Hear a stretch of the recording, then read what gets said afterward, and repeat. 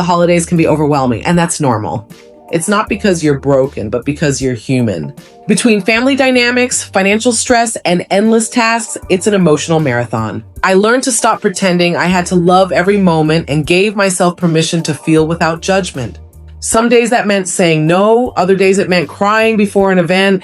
Your only job this season is to protect your peace, not perform for others or meet impossible standards. Just show up as your authentic self, honoring where you actually are. Hey ladies, welcome back to Authentically Her After 40. If the months from November to January feel less festive season and more emotional demolition derby, this one is for you. The Reddit story that started this. Today's episode is inspired by a post I read on Reddit, r Ask Women Over 50. So shout out to that community and to the woman who shared her heart there. So here's her reality. Her dad died on Thanksgiving. Her brother died on her dad's birthday. Her mom's birthday is New Year's Day, and mom passed away on January 7th. Now she's also grieving, losing her independence and mobility, losing closeness with friends and family, and an oldest son who went no contact, which means she doesn't see her first granddaughter. And her question was simple and devastating. How do you navigate all this loss? How do you find joy when your life is consumed by grief, financial stress, illness, and pain? It's hard not to feel worthless. Whew, that's not Hallmark, that's real life. And a lot of us over 40, 50, 60 are quietly living some version of this. Holiday season, or our grief season.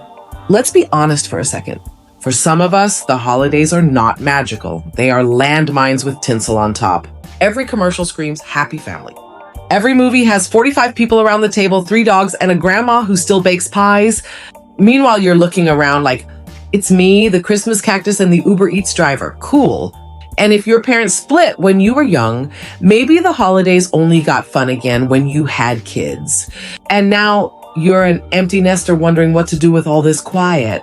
So when people say, oh, just enjoy the season, you're like, sis, the season is eating me alive. Everyone's posting perfect holiday photos, but the reality is different for many. While social media shows matching pajamas and family gatherings, some of us are just trying to get through the season.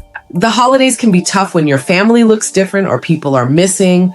If you're struggling, you're not broken, you're human. It's okay to feel however you feel. There's no mandatory smile requirement. The grief no one posts about. We talk a lot online about going no contact with toxic parents, cutting off abusive relatives, choosing peace over blood ties. All of that is valid. But you know what we don't talk about enough? Parents who are left behind, grandparents who see their grandbabies through other people's Instagram stories, parents who did the best they could with limited tools, and now their adult kids say, you weren't there for me, and walk away. And somewhere in the middle is the truth. Yes, some parents really did emotionally abandon their children. Yes, some adult kids need distance for their mental health.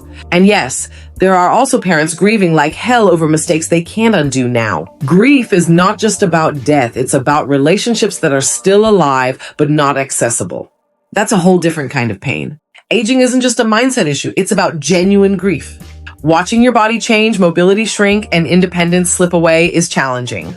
Going from caretaker to needing care feels like failure, but it's actually just being human.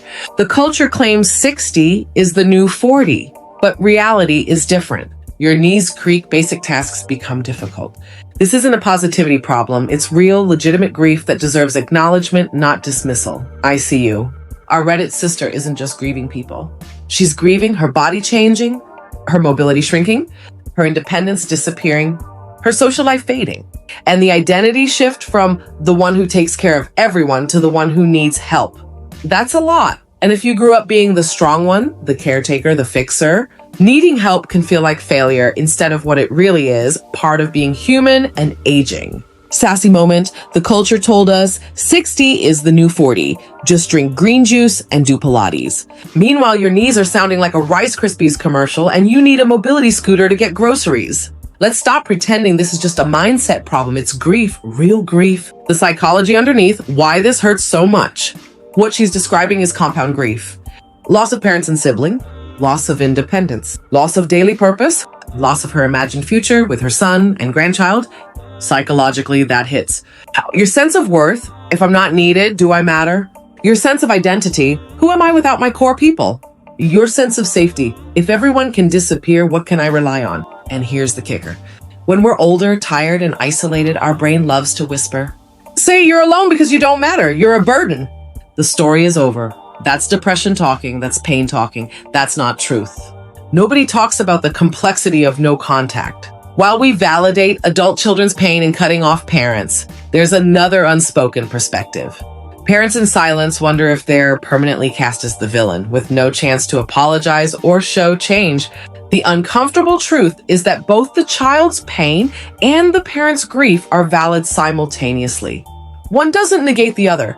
You might have made mistakes, changed, but your child may not be ready or willing to hear it. That's their right. Your heartbreak is real too. Sometimes growth means accepting you might never get to demonstrate your personal transformation. The hardest part of healing is often sitting with that unresolved emotional space. Sometimes no contact is permanent. Sometimes it's temporary. Sometimes it softens as everyone heals. But while you wait, you still have a life you're responsible for living. You can own your mistakes, apologize where you can, keep the door open without banging on it. And also, stop treating your entire worth as a mother and a human being, as if it lives or dies on one person's decision to answer your calls. That's harsh, but I'm saying it with love. Estrangement teaches you that waiting doesn't mean your life stops. You can own mistakes, apologize sincerely, and still move forward. Your worth as a parent isn't determined by whether someone answers your call. Healing means existing fully, even in silence. You get to build a life that matters, pursue joy, and work on yourself. Relationships may heal, transform, or remain distant. Your choice is to either collapse under what you can't control or take responsibility for the life you can, yours. This isn't giving up on reconciliation, it's giving yourself permission to be whole again. How do I find joy when life feels like one long loss? You don't start with joy. You start with tiny doses of okay. Think smaller. Step 1, shrink your time frame. Instead of, how do I survive the holidays? Try, how do I get through today without abandoning myself? Ask, did I eat? Did I drink water? Did I move my body in some way it allows? Did I talk to at least one human being who isn't a bill collector? That's not low standards. That's a baseline for survival. Step 2, name all the griefs. Don't gaslight yourself. Say it plainly. I miss my parents. I miss my sibling. I miss walking without pain. I miss the days when my kids still needed me. I miss the version of me who could just grab keys and go. Write it, say it, cry about it, pray about it. That's not wallowing, that's processing. Step 3, build micro-joys. Joy doesn't have to be fireworks. Sometimes joy is a good cup of coffee in your favorite mug, coloring on a tablet, word games, diamond art, a silly show you genuinely like, a 10-minute phone call with someone who actually listens, sitting in the sun by the window and letting yourself feel warm for once instead of guilty. Big life might not be possible right now, but small good moments absolutely are. Your body needs help. Your kids are distant. Your bank account is stressed. But you're not worthless. If you were, you wouldn't be trying to cope better. That effort is love persisting. Maybe your holidays changed after your parents split. Maybe things got tough when the nest emptied. You're grieving multiple versions of family at once. Permission granted, you don't have to perform joy. Choose one small tradition for yourself. Light a candle for those you miss. You're allowed to rebuild a life that fits who you are now. Drop a comment. I'm grieving, but I'm still here. You are still becoming even in grief. You are not worthless because your body needs help. Your kids are distant. Your bank account is stressed. Your holidays look nothing like the commercials. You are a whole human being in a painful chapter. And here's where the sassy auntie in me comes out. If you were worthless, you wouldn't be here fighting for a better way to cope. Worthless people don't show up in Reddit support threads asking, how do I do this better? That is value. That is effort. That is love trying to keep going. 9 for my ladies who relate. If your parents split when you were young and the holidays went from magical to awkward. If things only got fun again when you had kids of your own. And now the nest is empty, the house is quiet, and you're sitting in a body that doesn't cooperate the way it used to. I see you, you are grieving the family you had, the family you lost, and the family you wish you had, all at the same time. So here's your permission slip. You don't have to perform joy this season. You don't have to decorate if it drains you. You don't have to pretend you're okay. What you can do is choose one small tradition just for you. Light a candle for the people you miss. Write a letter to the child you're estranged from, even if you never send it. Ask for resources, a social worker, a case manager, a support group, a grief circle. You are allowed to rebuild a life that fits the woman you are now, not the girl you used to be. You know what nobody tells you about grief after 40? That you'll be expected to just keep going, smile at the grocery store, show up to work. Pretend you're fine. But here's the truth. Grief doesn't have an expiration date, and you don't have to perform healing for anyone. Some days, just getting out of bed is your victory. Some days, that cup of coffee in silence is your therapy. And some days, you'll laugh at a memory and cry in the same breath, and that's okay too. If you're carrying loss this season, I see you. The empty chair at the table, the phone calls you can't make anymore, the person-shaped hole in your everyday life. You're not broken for still feeling it. You're human, and you're stronger than you know.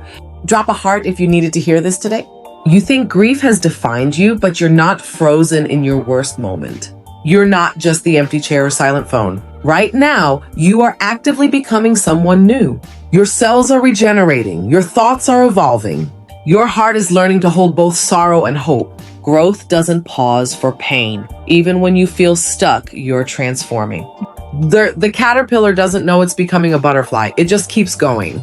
So do you. You are still unfinished, still unfolding, still worth becoming. That's biology meeting resilience. You're not done yet. Ladies, if this episode spoke to your heart, I want you to drop this in the comments. I'm grieving, but I'm still here. And if you feel comfortable, share. Who are you missing this season? What's one tiny thing that helps you get through your hardest days? Thank you for hanging out with me today and for trusting authentically her after 40 with these tender parts of your story. If you haven't already, subscribe to the channel so you don't have to walk this season alone.